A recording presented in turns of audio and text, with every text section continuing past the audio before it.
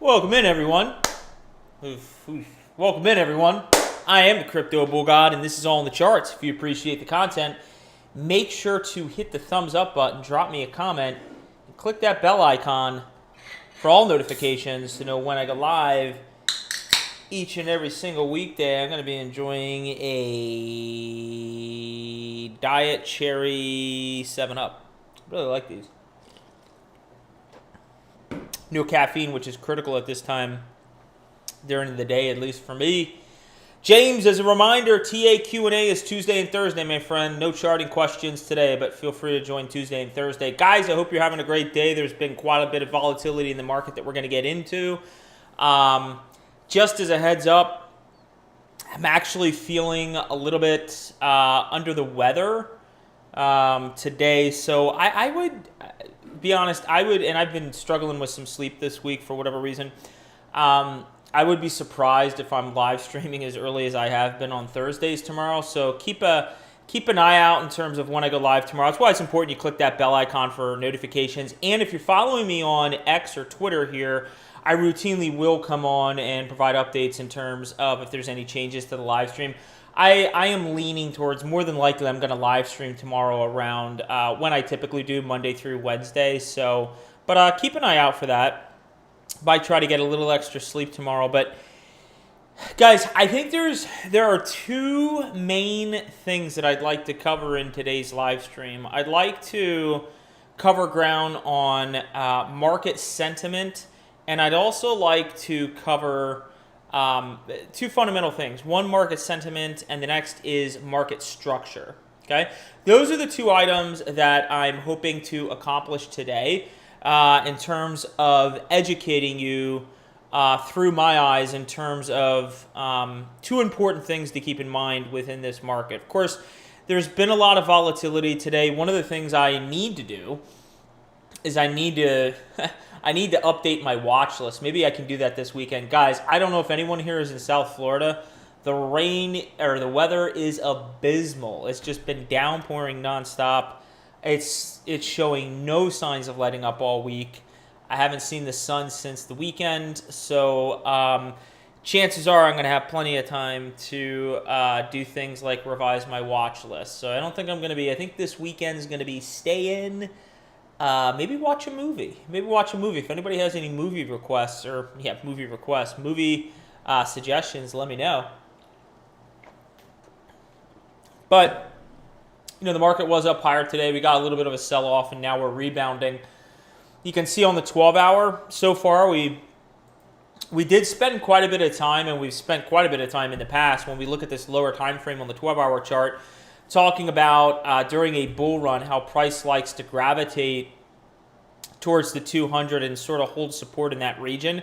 So far, so good. I mean, we've come down to the 200 simple moving average, and we've gotten some support there, so that shouldn't come as a surprise. If you guys are, if my analysis is making sense to you and it holds any credence in your mind, then, this shouldn't come as a surprise to you.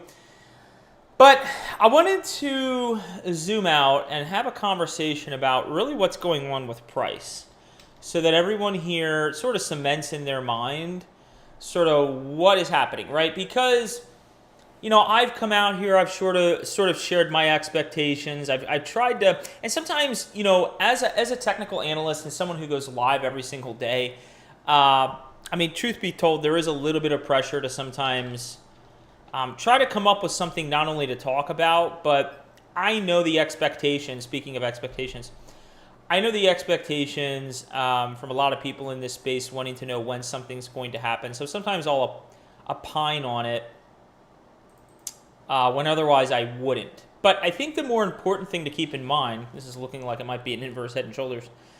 I think the important thing really to keep in mind is where we are at within current market structure and what is actually going on with price. Because here's the thing, if you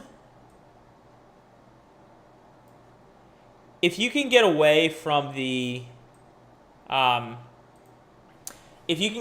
low time frames and pay a lot less attention to a lot of the day-to-day volatility, but you know how to read a higher time frame chart like a weekly or a monthly, and you can discern based on those weekly or monthly views what is going on with price, it really can help you to stay grounded with your emotions. One of the things that I routinely speak about on this channel is about how emotion is a money killer, okay? And we always need to stay very level-headed when there's greed and euphoria in the market, just like when there's a lot of fear in the market.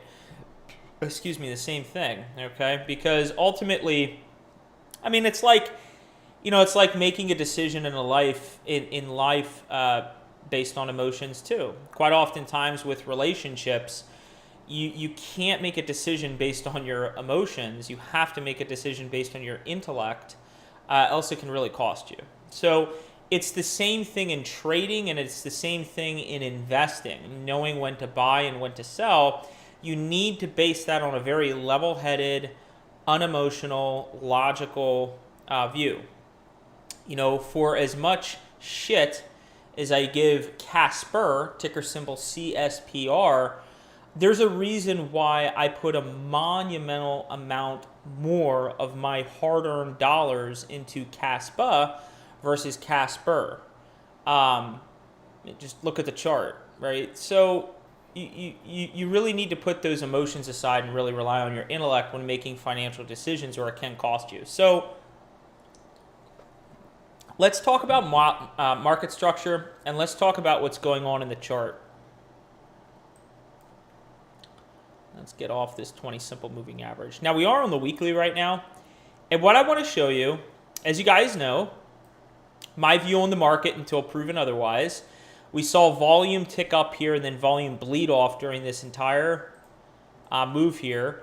This is part of an A, B, C expanded flat correction. So this entire move, even though Bitcoin went 5% higher than back here, this entire move was actually part of a corrective structure that we've covered ad nauseum on this channel, and I'm not going to go into. But as part of that corrective structure, once we bounced here off of the A wave and we went up to the B wave, we hit $69,000, okay? Literally, I think 2AT. $69,000 on the Bitstamp exchange, literally to the T, okay?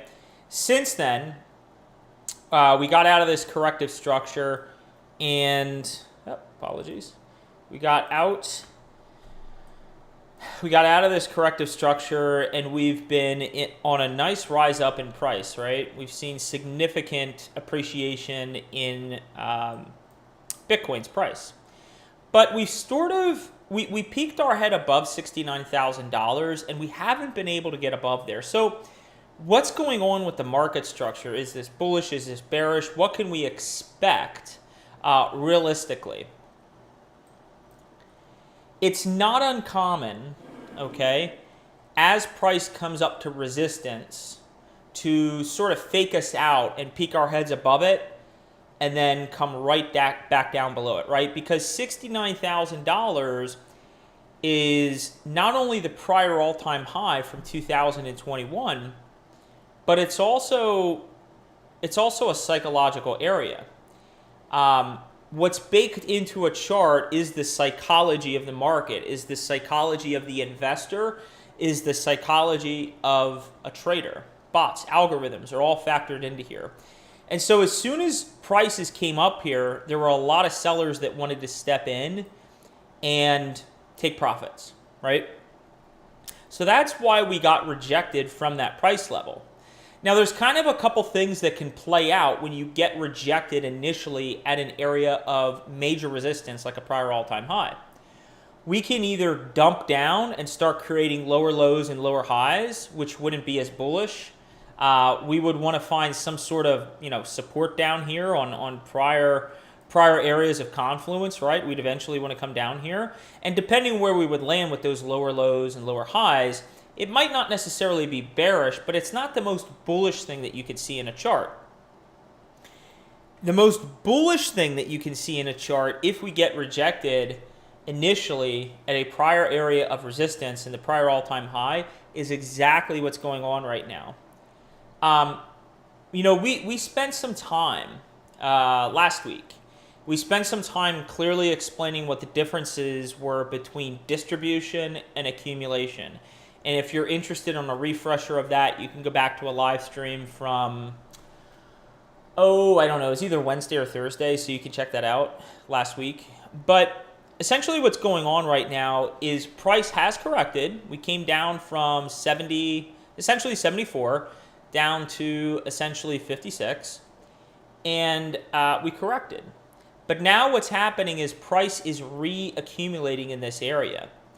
The fact that price, the structure of price right now, is literally going sideways right in a region of prior all-time highs and doesn't want to reject down is monumentally bullish.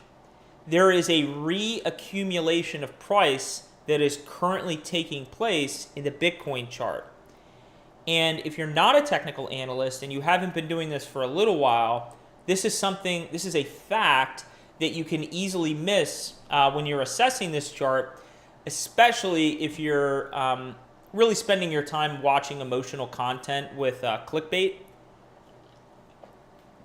And that's why I said to you yesterday, there's a lot of influencers out there that are really taking advantage of a lot of newer people in this space by going back and forth, right? Putting up thumbnails that are super bullish one day, and then 3 days later going to something that looks like it's fear related, then going back to bullish, and it's like a seesaw, and it's nauseating when I see this stuff on YouTube.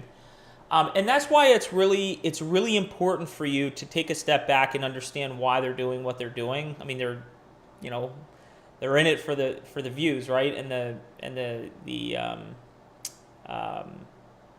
the watch hours and the subscribers and such. But it's important that you can see through that and you can read a chart and you can discern what's going on if you really have a right to be fearful or excited about price. In this case, what I'm attempting to explain to you is what price has done since March, even though we didn't blast right through, right? Because that's what we saw in 2020 and 21. Price never even pulled back. It was very logical back in 2021 that when we broke $20,000 back here, and you can go back on Twitter and see, I was stating here that it was very logical to conclude, and I was expecting a pullback to this area. We never got it. We never got a pullback because when you break an all-time high like this, typically you would expect some sort of a retracement back here and to at least backtest the $20,000 area, support, bounce off it, and continue higher. No, we sliced through it like a hot knife through butter. And as a result, we had a blow off top very, very, very shortly thereafter. Here, what we've done, and this should leave you feeling very, very, very bullish of what is to come.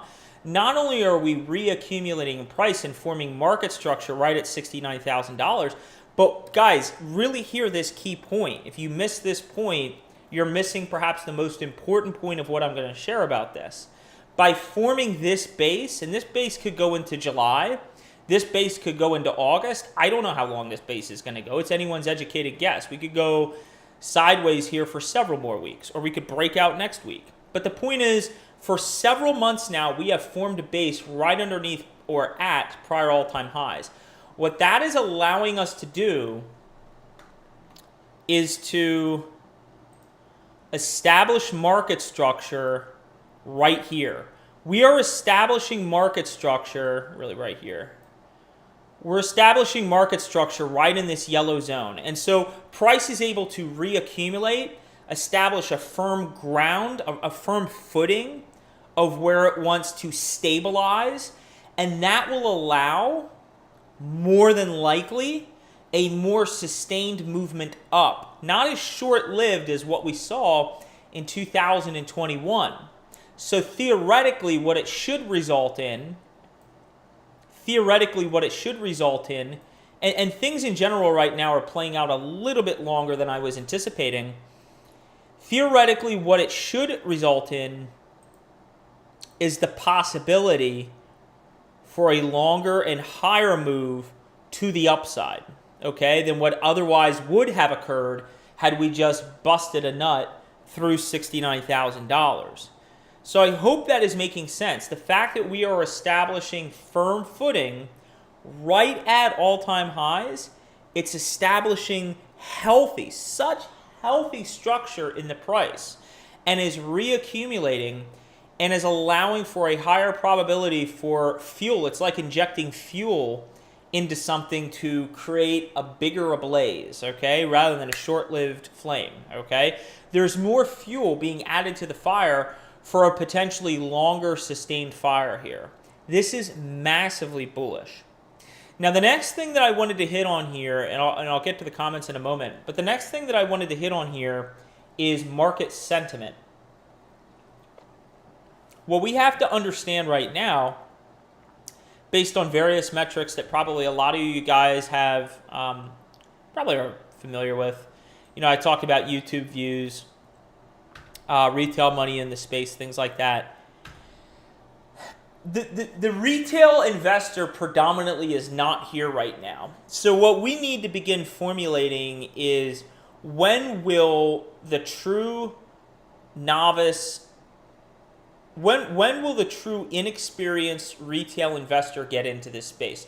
When will your phone really start blowing up and you'll have friends reaching out to you about crypto? You'll be in a random spot. People will talk to you about crypto, or you'll overhear something about crypto. I remember those times.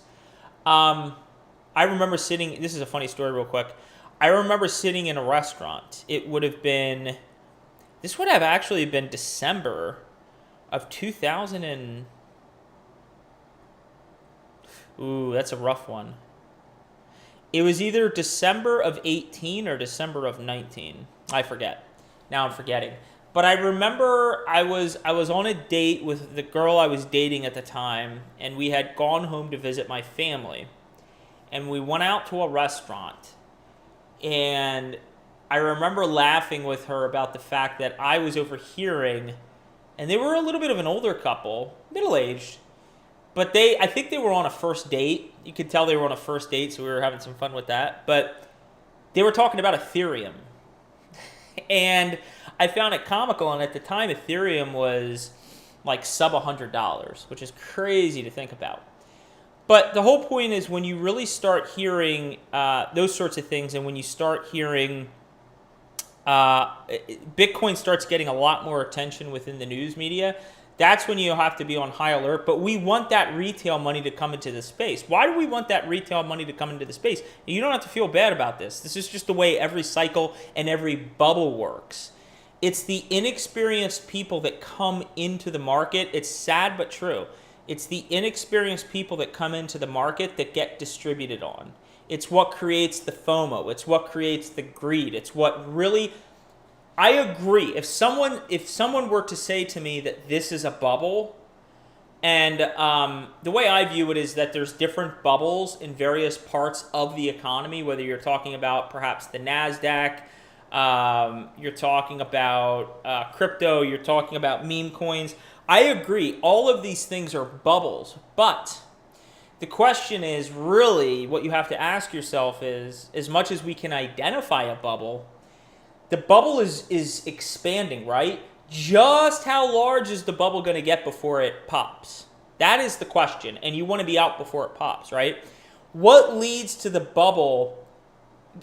And I posted this out on X the other day about a Pareto distribution, and I forget where I heard about this for the first time on, it was either YouTube or Twitter, but it's a very fair statement and a good representation. A Pareto distribution is essentially saying that 80% of your outcomes occur, the majority of your outcomes occur within a condensed period of time, okay?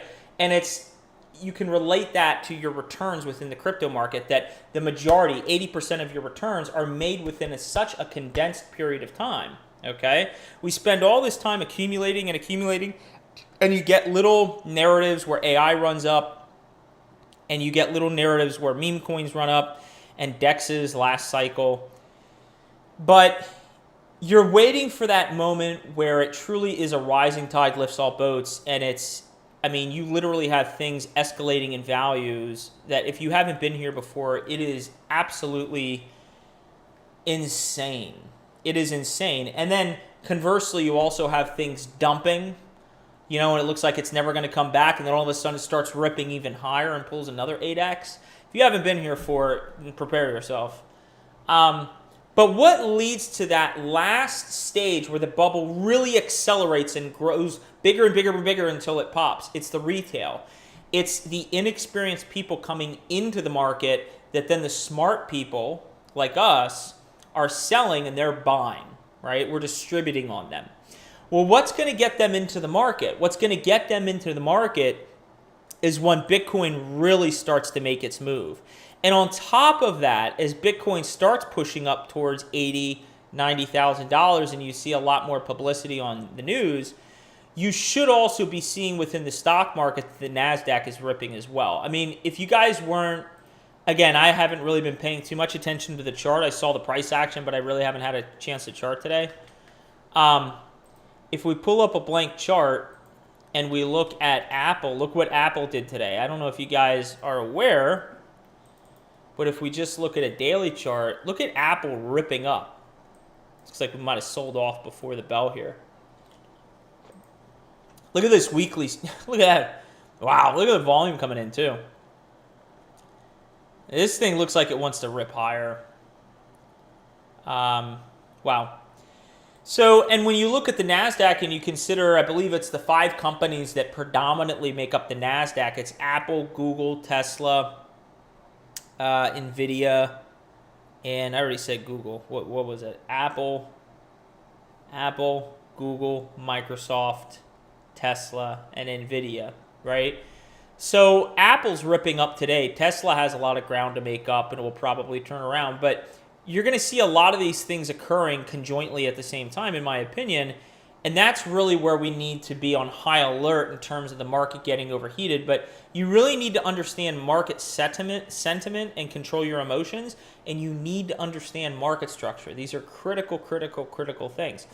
Another key component to why I remain so optimistic and so positive about what the end of this year is going to look like, 2 things. One, I have encouraged you to study liquidity cycles.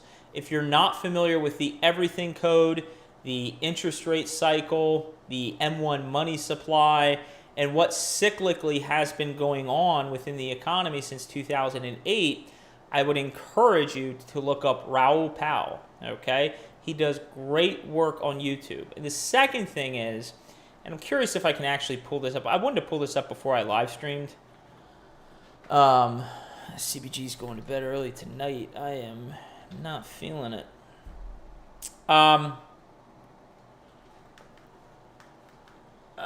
Stock market performance election years. If you actually look up presidential election years, stock market performance, presidential election years, you will see, do you really think that the dead man walking is going to allow the stock market to perform poorly going into a year where he wants to come back as a zombie and become president again? Of course, the Democrats don't want that to happen, right?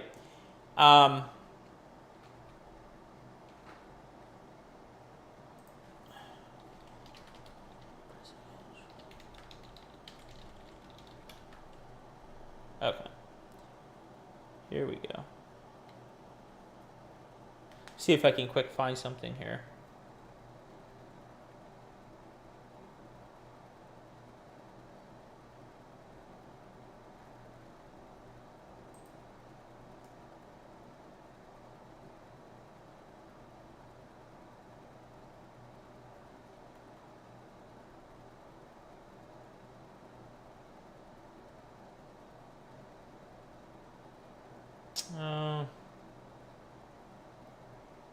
Historically, it's better when a Republican was elected. Interesting. Regardless, I'm trying to see presidential election years. Stock market performance. Let me try this. Historical stock market returns during presidential election years.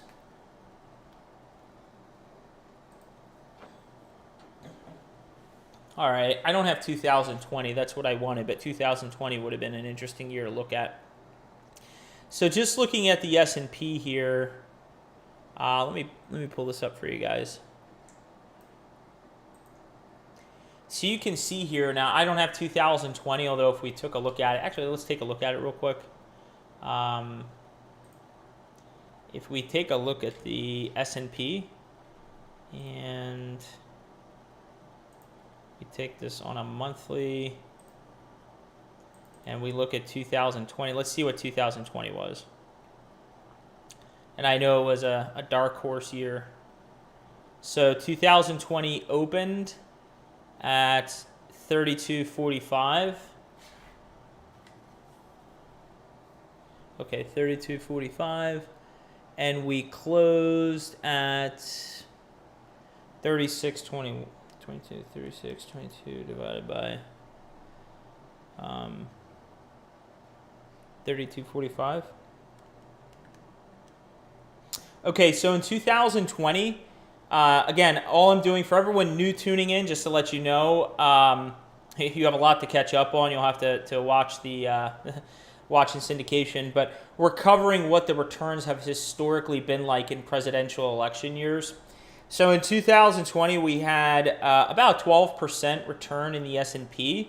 If we pull up the other returns that we had, you can see in 16 we had 12%. In 2012, 16%. 2008 was an outlier year. Of course, that was the great financial crisis. CBG was very early on in the actuarial student program, earning his credentials as an actuary. Negative 37%. Then you have 11%, negative 9%, 23%, 8%, 17%, 6%, 32.8%. You can see the odds are in our favor. It's not there's nothing that's a guarantee. Even if all these numbers were positive, at some point you would, the odds are you're going to get a negative year at some point. It's a 50-50 chance, right? It's like rolling a dice, but or flipping a coin. But the odds are in our favor that we're going to see a positive year just when we look at this. And you can see, looking at 2024, so far, we opened 2024 at 47.45, and we're at, wow, we're having a great year. 54.21 divided by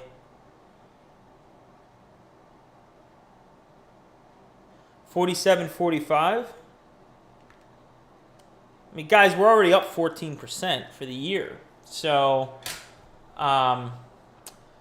So there are just so many things that when you zoom out again, the whole point of this live stream again is to invoke confidence and to get you to see things through my eyes. And while as interesting it is for a daily live stream to talk about the lower time frame price action and what to watch for. And again, the bounce here should not come as a surprise based on what we've covered here. It's much more important that you keep a high time frame perspective. And again, unless if something materially changes regarding your high time frame view on if you're viewing things bullish or bearish, however it is, unless if something changes with the empirical data, not your emotions, the empirical data, then your investment thesis should remain intact. It should remain intact. So we've covered market structure and we've covered market sentiment. Let's get into the comments here, and we're going to have to cut the live stream off here in a couple minutes. Going to make some dinner and kind of call it an early evening with how I feel. Okay, movie suggestions. I would want, if anybody has any movie suggestions given the shitty weather in South Florida, I would want to go for, let's go for like drama suspense. Some sort of maybe like a crime movie, a killer's on the loose, drama, suspense, thriller, that sort of thing. Not a horror movie. I like horror movies, but I'm not in the mood for it. Like drama, suspense. Yeah, go for that. What's up, Mazda Dash Cam? What's up, Juan? Welcome in, Ricky. I agree, man. It's what we just spoke to. Words of wisdom from Ricky, man. Patience, patience, patience, patience. Guys, did you see my post earlier today? If you're following me on, I can't get used to saying X. Did you see my post on Twitter? Okay. I mean, this is the true definition of investing in something and just being patient. You can read this for itself. You know, the difference between $3,000 and $18,000. Now, soon it's going to be $28,000, and it's going to be $50,000. And if you also look at my reply, it goes hand in hand with what I just shared with you. You can see Jim here, based on what he said, this is the real inflation hedge, actually the recipe for wealth creation. Find an undervalued asset and have the patience to watch your money grow. And the way I commented was, he's right on target. I completely agree with him. It's simple and yet difficult at the same time. You do the homework, and if you see conviction to be had in something, you be convicted. Unless something materially changes, you stay convicted. Okay? It's different if a chart completely starts to fall apart. I told you yesterday about how I was at a point where I doubled my Casper position, but I was getting very nervous based on key structure within the chart breaking down, and then I cut my position and said I can put this somewhere else and it's going to perform better. So unless if something materially changes in a chart, you should remain convicted. You're welcome, Ricky. Yeah, man, you know the terminology I use here. I'm glad to say I can now read charts better because of you. And thank you. That makes me feel really happy to know that the educational content is paying off. I really do want you guys to learn how to fish and not just be given fish, right? I'm very proud of myself. I honestly never thought I would grasp it. Thank you very much. Excellent. Very, very, very happy to hear that, James. Will you be my exit liquidity? No, I hope to not be anyone's exit liquidity. I still hold Harmony. Yes, I am. Chart's looking pretty weak, to be honest with you, on Harmony. It just has not been performing well. Okay, movie suggestions. Panic Room, I've seen Red Eye. I'll look back on these comments. Deja Vu, The Taking of... Appreciate it, man. I'm going to look into this. I'll watch the trailers and kind of decide for myself Friday, Saturday what I want to watch. Guys, if you weren't here at the top of the live stream, I was commenting that being in South Florida, the weather is horrendous right now. It's just downpouring. So I'm not doing dick this week. So I'm going to be staying in and kind of chilling and watching a movie, which actually might be good timing because I'm really starting to feel more under the weather as the day's progressing here. So we'll see. Hopefully. And also as a reminder to anyone who wasn't here at the top of the live stream, I also commented, based on how I'm feeling, I would be very surprised if I do my live stream tomorrow at 5:15, as I've been doing in the morning, 5:15 a.m. Eastern Standard Time. More than likely, as long as I'm not like sick, I will be back here more than likely in the evening, like now, and it'll be a TAQA day tomorrow. So, all right, guys. Me too, by the way, on the movies. All right, guys. I am going to sign off. Everyone, relax. Keep perspective on the high time frames, and the rest of this year should be pretty juicy. If you've been patient and been investing and been doing your due diligence, it should be a good next 6 to 7 months here. We'll see. So I'll be here every step of the way. Until next time, everybody, let's all spread awareness and let's carry the education forward. Take care, everyone.